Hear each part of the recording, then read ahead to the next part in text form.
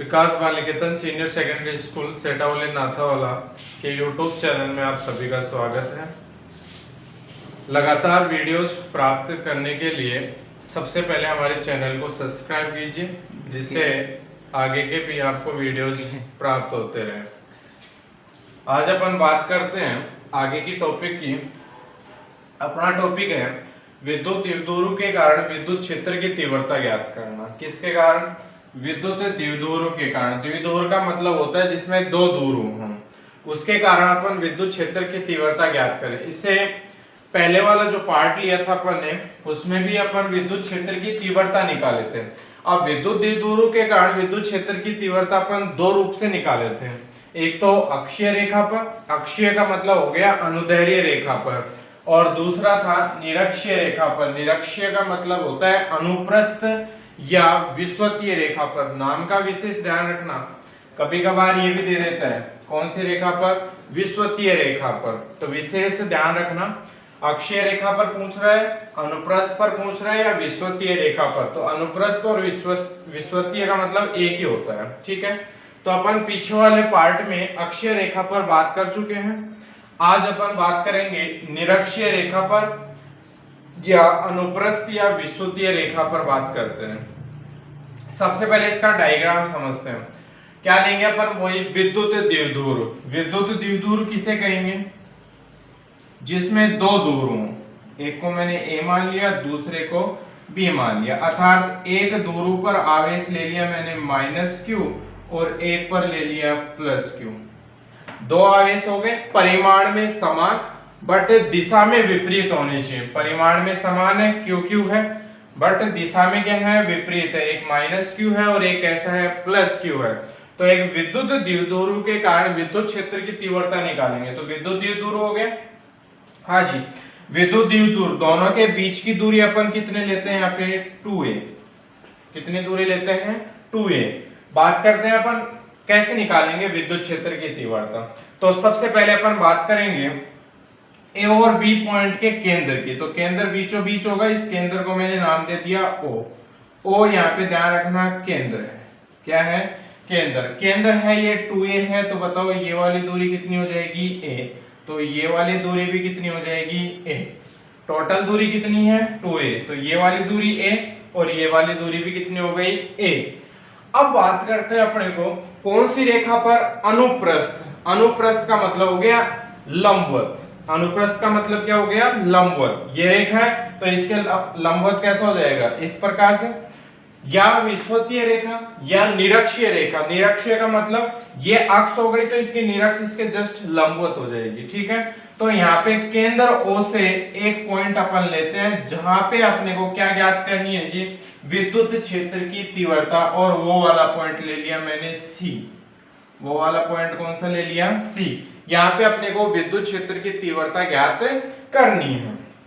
अब अपन पहले वाले पार्ट में पढ़ चुके हैं अक्षीय रेखा के कारण। तो अक्षीय रेखा के कारण अपन ने पढ़ा था -q और +q आवेश के कारण विद्युत क्षेत्र की तीव्रता की दिशा किस तरफ होगी। तो अपन वही बात करेंगे, -q के कारण किस तरफ होगी, +q के कारण किस तरफ होगी। कौन से पॉइंट पर बात करेंगे? C पॉइंट पर बात करेंगे। तो ध्यान रखना +q आवेश के कारण बाहर की तरफ होगी और -q का आवेश के कारण अंदर की तरफ होगी। विशेष ध्यान रखना। तो +q के कारण बाहर की तरफ। तो कौन से पॉइंट पर बात करेंगे? C पॉइंट पर। पहले तो B को C से मिला देंगे क्योंकि C पॉइंट पर बात करें। अब बाहर की तरफ होगी तो इसका मतलब इस प्रकार से ये वाली दिशा होगी, इसको अपन नाम दे दिए E1 सदिश। +q आवेश के कारण किसकी तरफ हो गई? बाहर की तरफ। कौन से पॉइंट पर ज्ञात कर रहे हैं? C पॉइंट पर, इसलिए बाहर की तरफ हो गया E1 सदिश। अब बात करेंगे -q आवेश के कारण। वही A को किससे मिला दिया जी? C से मिला दिया। A को C से मिलाएंगे तो बताओ दिशा किस तरफ होगी? अंदर की तरफ। कुल मिला के अपन बात करेंगे तो इस तरफ, और अपन ने इसको नाम दे दिया E2 सदिश। क्या नाम दे दिया? E2 सदिश।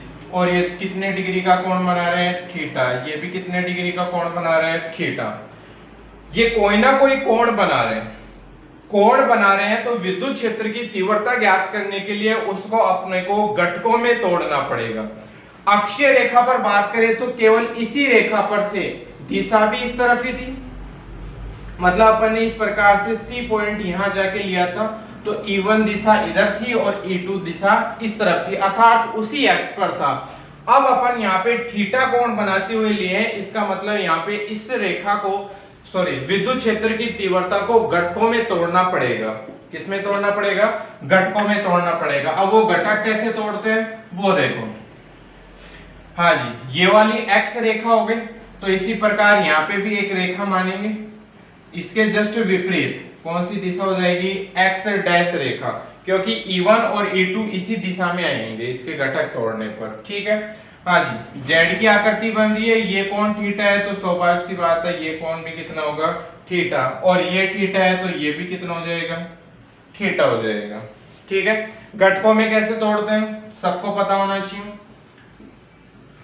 कोई रेखा है, परिणामी सदिश इसके साथ थीटा कोण बना रहा है, तो जिसके साथ कोण बनता है उसके साथ तो आएगा घटक कोस थीटा, जिसके साथ जिस रेखा के साथ कोण बनता है उसके साथ तो आएगा कोस थीटा, जिसके साथ कोण नहीं बनता उसके साथ आ जाएगा साइन थीटा।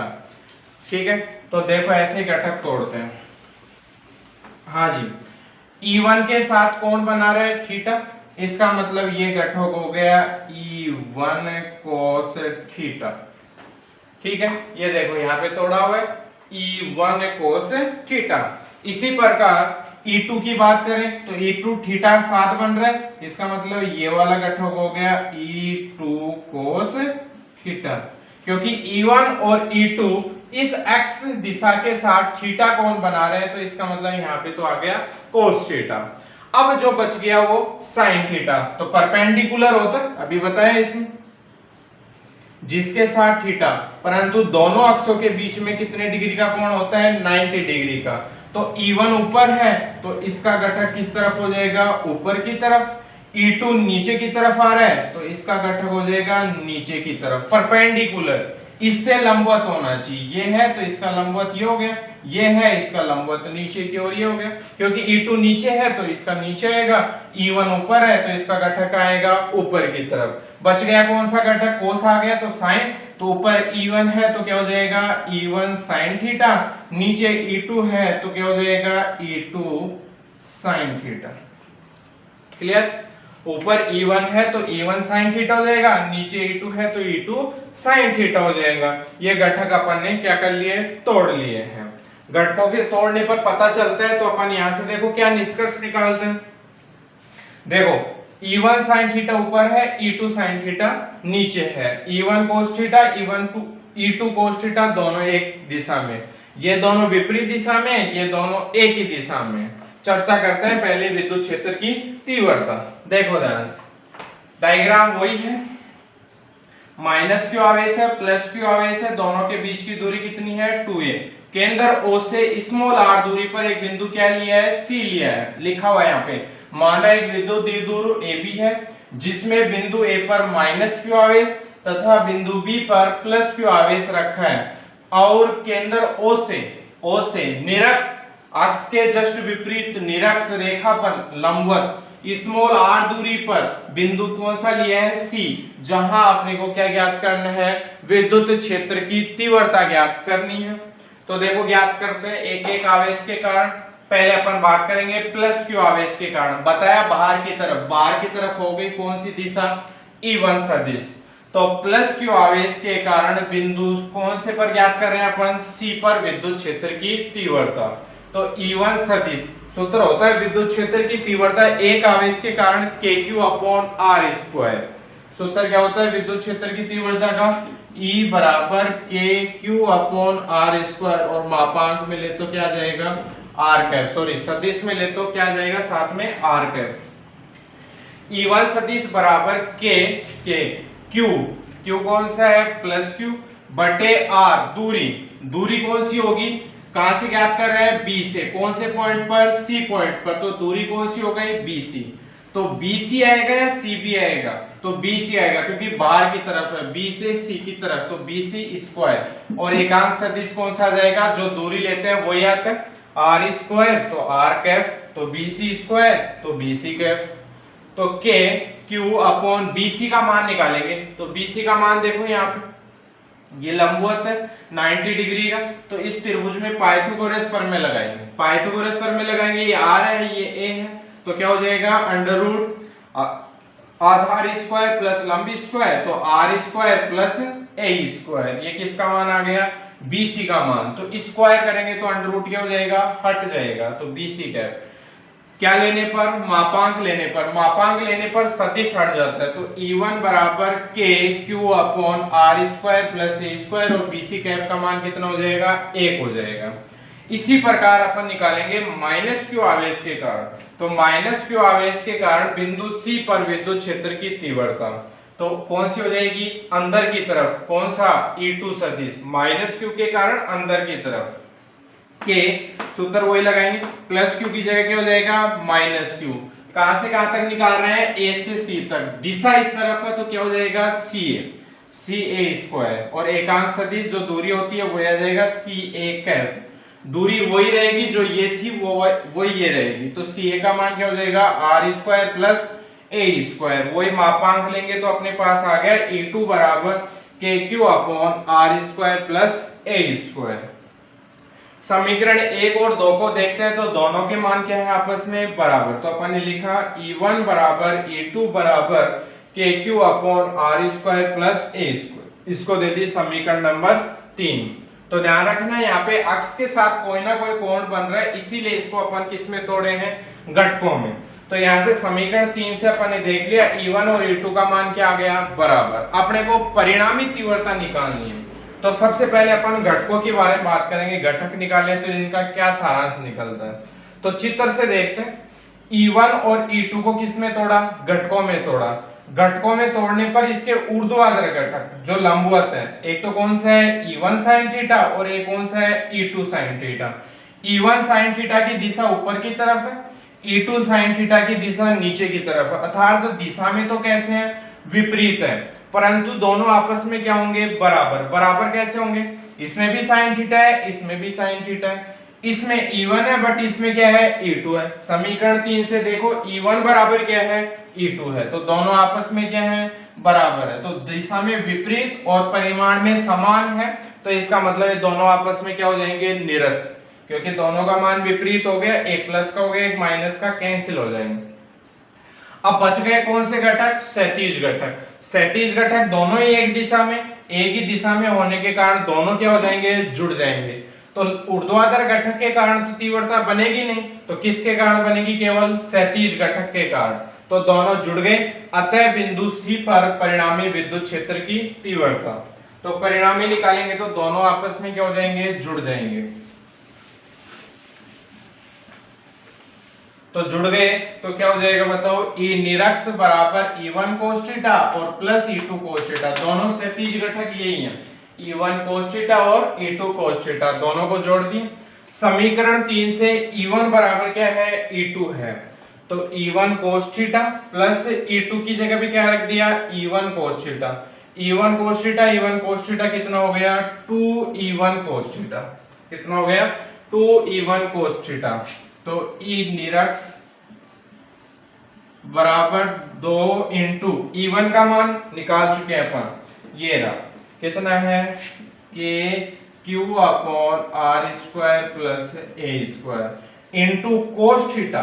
अब कोस थीटा का मान निकालेंगे अपन, तो कोस थीटा बराबर होता है लाल बट्टे कक्का से होता है आधार बट्टे कर्ण, कोस थीटा बराबर क्या होता है आधार बट्टे कर्ण, कोस थीटा बराबर, ये भी त्रिभुज समकोण है ये भी समकोण त्रिभुज है, किसी में भी लगा लो एक ही बात है। आधार कौन सा होगा ये वाला, कर्ण कौन सा होगा ये वाला, तो आधार तो कितना है a और कर्ण कितना है आर स्क्वायर प्लस ए स्क्वायर, आर स्क्वायर प्लस ए स्क्वायर अंडर रूट में, under root R square plus ए स्क्वायर, ये मान यहाँ रख देंगे कोस थीटा की जगह, तो a upon under root R square plus A square.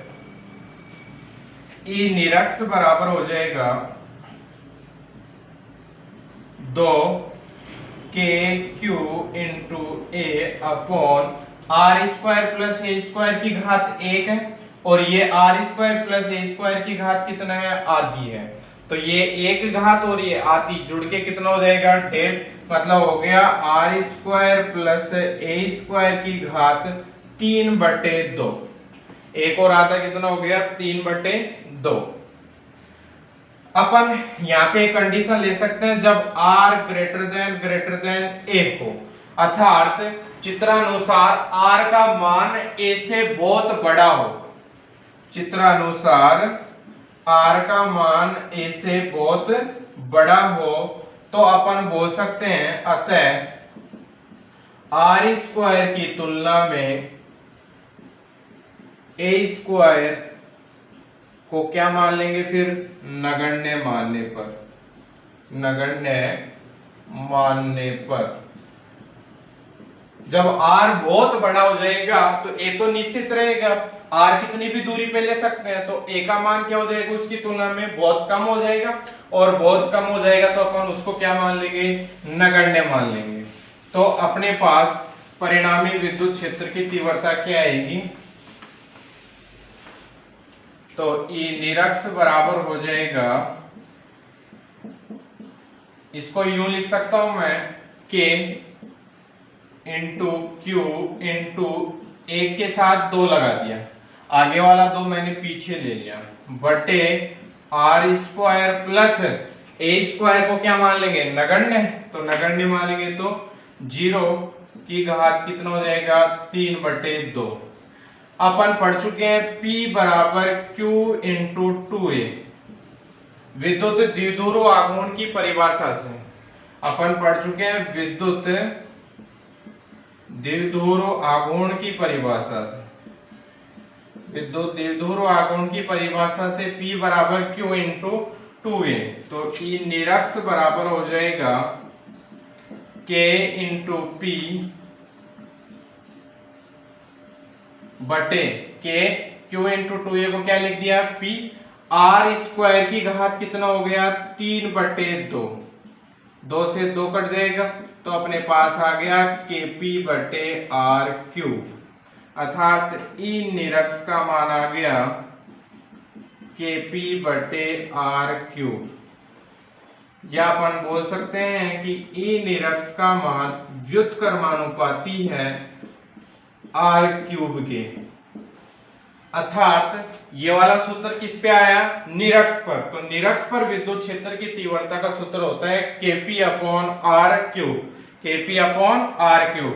तो अपन r और E में क्या संबंध आया कि निरक्ष पर विद्युत क्षेत्र की तीव्रता का मान दूरी के घन के व्युत्क्रमानुपाती होता है, दूरी के घन के व्युत्क्रमानुपाती होता है। अक्ष पर आया था 2Kp अपॉन r क्यूब, अक्ष पर कितना आया था 2Kp अपॉन r क्यूब, उसका दुगना होता है, अक्ष पर इसका क्या होता है दुगना होता है। तो ध्यान रखना r क्यूब द्विध्रुव के कारण विद्युत क्षेत्र की तीव्रता दूरी के घन के व्युत्क्रमानुपाती होती है। इससे आगे अगला टॉपिक है एक समान विद्युत क्षेत्र। एक समान विद्युत क्षेत्र या अपन बोल सकते हैं समरूपी विद्युत क्षेत्र। अपन पहले वाले टॉपिक पढ़ चुके हैं समरूपी विद्युत क्षेत्र की परिभाषा। सम यानी समान रूप से अंतर, उसे अपन समरूपी विद्युत क्षेत्र कहेंगे। में विद्युत द्विध्रुव के कारण अपन बल आघूर्ण की बात करेंगे। किसकी बात करेंगे, बल आघूर्ण। 11th क्लास में अपन बल आघूर्ण के बारे में पढ़ चुके हैं, तो उसी की बात करेंगे। बट कंडीशन ध्यान रखना, कौन से विद्युत क्षेत्र में, समरूपी। तो देखो समरूपी विद्युत क्षेत्र समान रूप से, अंतर कैसा होना चाहिए, सब में समान अंतर होना चाहिए। ये विद्युत क्षेत्र की तीव्रता है। विद्युत क्षेत्र हो गए समरूपी विद्युत क्षेत्र, किसको व्यक्त कर रहा है, ई सदिश को।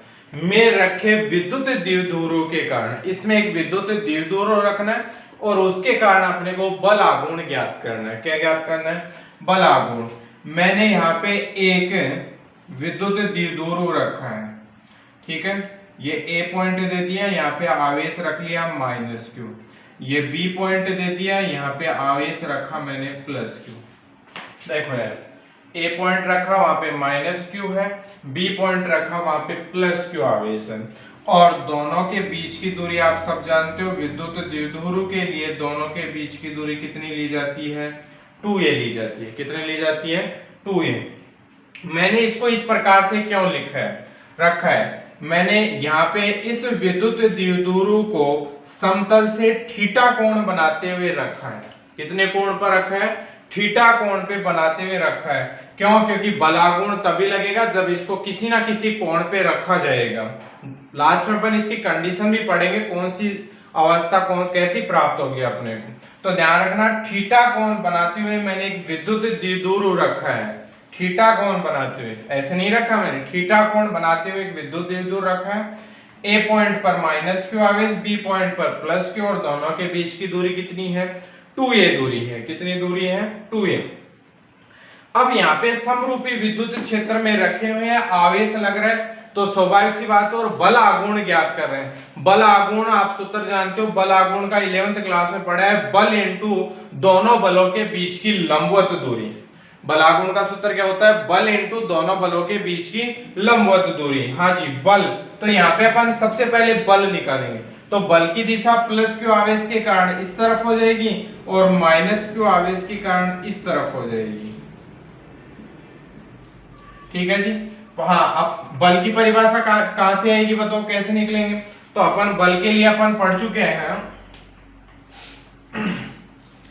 F बराबर QE। अपन पढ़े थे विद्युत क्षेत्र की जब तीव्रता पढ़ी थी अपन ने, विद्युत क्षेत्र की तीव्रता का सूत्र पढ़ा था, तो E बराबर पढ़ा था F upon Q not. F upon Q not. ठीक है, जब F का मान निकालेंगे तो F बराबर क्यू नॉट E सदिश आता है, बल बराबर आता है Q इंटू E सदिश। यहाँ पे क्यू नॉट नहीं ले रहे अपन, यहाँ पे कौन सा आवेश ले रहे हैं? Q आवेश ले रहे हैं। तो बताओ यहाँ पे बल बराबर क्या हो जाएगा? F सदिश बराबर हो जाएगा प्लस क्यू ई सदिश। जस्ट इसके विपरीत F सदिश बराबर हो जाएगा माइनस क्यू ई सदिश। भाई F बराबर सूत्र क्या हो गया? QE। बल का सूत्र क्या हो जाएगा? F बराबर QE, प्लस Q के कारण प्लस Q आ जाएगा, माइनस Q के कारण माइनस Q आएगा। जस्ट ऐसे। ठीक है जी, ये तो अपन ने इस प्रकार से रखा है, वो दूरी निकाली है, बल निकाला अपन ने। ठीक है, अब अपने को बल आघूर्ण निकालना है, तो बल आघूर्ण का सूत्र होता है बल, बल निकाल चुके हैं, गुणा दोनों बलों के बीच की लंबवत दूरी। ये बल यूं हो गया और ये बल यूं हो गया, तो इनके बीच की लंबवत दूरी कैसी होगी? ये बल ऐसे और ये बल ऐसे, दोनों बल एज इट इज है, तो दोनों के बीच की दूरी स्वाभाविक सी बात है यूं ही होगी, कुछ इस प्रकार से। ये लंबवत दूरी हो गई, तो ये लंबवत दूरी हो गई, तो कुछ इस प्रकार से ये बी पॉइंट से मैंने लंब डाला है लास्ट वाली रेखा पर, जिस पे बल आ रहा है ये वाला, तो इसको मैंने सी पॉइंट दे दिया और यहाँ पे लंब डाला है, तो लंबवत हो गए। कुछ इस प्रकार से ये वाला diagram same as it is. ठीक है, तो प्लस क्यू आवेश के कारण फोर्स हो गया F बराबर plus Q E, minus Q आवेश के कारण हो गया F सदिश बराबर माइनस क्यू ई सदिश। ध्यान रखना, थीटा कोण बनाते हुए रखा गया है, और ये C पर क्या बनाया है? लंब, क्योंकि सूत्र के अनुसार होता है दोनों बलों के बीच की लंबवत दूरी। तो ये सूत्र हो गया। ठीक है, इस प्रकार से इसमें थ्योरी लिखी गई है। माना किसी समरूपी विद्युत क्षेत्र E सदिश, समरूपी विद्युत क्षेत्र क्या है? E सदिश में एक विद्युत द्विध्रुव रखा है AB, और कितने कोण पर? थीटा कोण बनाते हुए रखा गया है। चित्रानुसार विद्युत द्विध्रुव ये वाला, दोनों आवेश जो Q है, एक माइनस Q एक प्लस Q है, परिमाण में समान है, बट दिशा में कैसे है? विपरीत, क्योंकि एक का चिन्ह माइनस है, एक का कैसा है? प्लस है। समान और विपरीत दिशा में है, तो यहाँ पे क्या लगेगा? एक बल लगेगा, बल बता दिया। अब बल यहाँ पे F सदिश बराबर प्लस QE है और F सदिश बराबर माइनस QE है, तो इसका मतलब नेट फोर्स देखा जाए तो प्लस QE और माइनस QE आपस में निरस्त कर देंगे और दोनों को जोड़ेंगे तो टोटल फोर्स कितना आ जाएगा? 0। तो ध्यान रखना, समरूपी विद्युत क्षेत्र में रखा हुआ विद्युत द्विध्रुव, उस पर लगने वाले बल, टोटल बल का मान कितना होता है? 0, अर्थात कुल बल का मान कैसा हो जाता है? 0 हो जाता है। अब बल तो 0 हो गए, फिर बल आघूर्ण कैसे लगा? 11th क्लास के अनुसार रेखीय गति के लिए बल लगता है और घूर्णन गति के लिए बल आघूर्ण शब्द यूज में लेते हैं। घूर्णन गति के लिए कौन सा? बल आघूर्ण। घूर्णन गति के लिए बल आघूर्ण शब्द काम में लेते हैं और रेखीय गति के लिए बल। तो यहाँ पे बल आघूर्ण कैसे उत्पन्न हुआ? तो अपन ने जो विद्युत द्विध्रुव रखा है वो सहरेखीय नहीं है। सहरेखीय का मतलब एक ही रेखा के अनुसार नहीं है। विद्युत क्षेत्र की तीव्रता इस प्रकार से और विद्युत द्विध्रुव इस प्रकार से, तो सहरेखीय नहीं होने के कारण इस विद्युत द्विध्रुव पर एक बल युग्म ऐसा लगेगा जो इसको घुमाने के लिए स्वतंत्र होगा। इसको यहाँ पे क्या करेगा, घुमाएगा, और घुमाएगा तो किस में लाने का प्रयास करेगा, विद्युत क्षेत्र की तीव्रता में लाने का प्रयास करेगा। अर्थात कुल मिला के बोला जाए वहां पे क्या उत्पन्न हो जाएगा, बल आघूर्ण उत्पन्न हो जाएगा। तो बल आघूर्ण टो बराबर बल इंटू दोनों बलों के बीच की लंबवत दूरी। तो बल तो क्या हो गया, F बराबर Q इंटू लंबवत दूरी, ये दोनों, ये वाला बल और ये वाला बल, दोनों के बीच की लंबवत दूरी कौन सी हो गई, BC। तो टो बराबर हो जाएगा QE इंटू BC का मान निकालेंगे अपन चित्र से। तो BC का है ये वाला निकालेंगे। तो आप त्रिकोणमिति में पढ़ा हुआ है कि एक ज्ञात और एक अज्ञात राशि में संबंध लगाया जाता है। तो ये 2a अपने को पता है, ज्ञात कौन सी करनी है, BC, ये अज्ञात हो गई। तो संबंध लगाओ, ये तो हो गया लंब और ये हो गया कर्ण। लंब और कर्ण में क्या संबंध होता है, साइन थीटा। तो साइन थीटा बराबर हो गया लंब बटे कर्ण। लंब का नाम क्या हो जाएगा, BC, और कर्ण का नाम क्या हो जाएगा, AB। तो साइन थीटा बराबर BC ज्ञात करना है, AB का मान 2a है, तो BC बराबर हो जाएगा, वज्र गुणा करेंगे तो 2a साइन थीटा।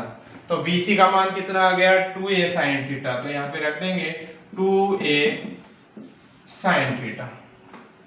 किसके कारण निकाल रहे हैं, विद्युत द्विध्रुव। विद्युत द्विध्रुव को अपन P से व्यक्त करें तो P के पदों में इस आंसर को लाने की कोशिश करेंगे, क्योंकि P बराबर होता है Q इंटू 2a। विद्युत द्विध्रुव के अनुसार क्या होता है, P बराबर Q इंटू 2a। तो टो बराबर मैं इसको लिख सकता हूँ Q इंटू 2a गुणा में आ जाएगा E और आगे बच गया साइन थीटा। तो टो बराबर Q इंटू 2a को अपन PE साइन थीटा, टो बराबर आ गया PE साइन थीटा। बल आघूर्ण का सूत्र आ गया विद्युत द्विध्रुव के पदों में टो बराबर PE साइन थीटा। अगर इसको अपन सदिश रूप में लिखें, सदिश रूप में, तो साइन थीटा है, साइन थीटा के लिए क्रॉस या डॉट, तो ध्यान रखना साइन थीटा के लिए क्या आएगा, क्रॉस। तो टो सदिश बराबर P सदिश क्रॉस E सदिश। टो सदिश बराबर P सदिश क्रॉस E सदिश। ये सदिश रूप में किसका मान आ गया, बल आघूर्ण का मान। इसके लिए कुछ कंडीशंस है, तो एक दो कंडीशन समझ लो इसकी। पहली कंडीशन है, जब P सदिश व E सदिश एक ही दिशा में हो, एक ही दिशा में हो, अर्थात थीटा का मान कितना हो जाएगा, P सदिश और E सदिश दोनों एक ही दिशा में हो तो थीटा का मान हो जाएगा 0 डिग्री। तो रखेंगे तो टो बराबर हो जाएगा PE साइन थीटा की जगह रख दिया 0। तो साइन 0 का मान कितना होता है, 0। तो इसका मतलब टो बराबर आ गया 0, अर्थात ये हो गई स्थायी साम्य अवस्था की स्थिति। इसको बोलते हैं स्थायी साम्य अवस्था। कौन सी साम्य अवस्था बोलेंगे, स्थायी साम्य अवस्था। ऐसे ही सेकंड कंडीशन अपन पढ़ेंगे, जब P सदिश व E सदिश विपरीत दिशा में हो, विपरीत दिशा में हो, तो थीटा बराबर हो जाएगा 180 डिग्री। थीटा बराबर कितना हो जाएगा, 180 डिग्री। तो साइन 180 का मान कितना होता है, तो टो बराबर हो जाएगा PE साइन 180, दोनों विपरीत दिशा में, एक इधर एक इधर, तो थीटा बराबर हो गया 180। तो टो बराबर 180 का मान कितना हो जाएगा, 0। तो ध्यान रखना इसको अस्थायी साम्य अवस्था की स्थिति बोलेंगे, अस्थायी साम्य अवस्था की स्थिति। और एक थर्ड कंडीशन है, जब P सदिश व E सदिश परस्पर लंबवत हो, परस्पर लंबवत हो। परस्पर लंबवत होने का मतलब हो गया थीटा बराबर 90 डिग्री। तो टो बराबर हो जाएगा पीई साइन थीटा की जगह रखेंगे 90, तो टो बराबर साइन 90 का मान होता है 1, तो पीई आ जाएगा केवल। तो ये हो गया इसका मैक्सिमम मान। कैसा मान हो जाएगा? मैक्सिमम मान। मैक्सिमम मान कितने डिग्री पर प्राप्त होता है? 90 डिग्री पर। ध्यान रखना 0 डिग्री पर स्थायी साम्यावस्था और 180 डिग्री पर अस्थायी साम्यावस्था। ये फर्स्ट चैप्टर का आपका लास्ट टॉपिक था, ये खत्म हो गया। तो वीडियो को ज्यादा से ज्यादा शेयर कीजिएगा और सब्सक्राइब कीजिएगा, जिससे आगे के वीडियो आपको प्राप्त होते रहे। धन्यवाद।